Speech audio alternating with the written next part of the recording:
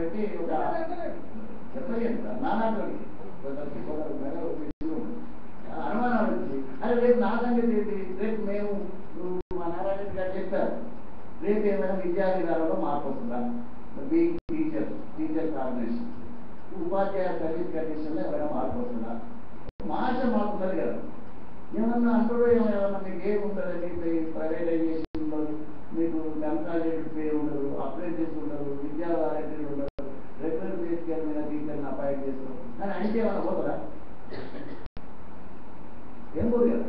దళితులు భూమి కావాలని కోరుకుంటాను, భూ సంస్కరణ అమలు చేస్తానికి ఏమైనా పోతాయి, దళిత ముఖ్యమంత్రి చేస్తారంటే అన్నం కదా మనం. అయితే అట్లా ప్రతి వాళ్ళు చైతన్యం ఆంధ్ర రాష్ట్రంలో ఎక్కువ చెప్పాను, మొదలే చెప్పాను, మహిళా చైతన్యం కానీ దళిత చైతన్యం కానీ అక్కడ చాలా చైతన్యం ఉన్నది. ఒక నష్టపోవచ్చు సార్ చెప్పారు, చాలా నష్టాలు జరుగుతాయి, ఎక్కువ నష్టాలు జరగకుండా రాదు. అదే ఇంకో విషయం మీరు ఏమన్నారంటే మనకు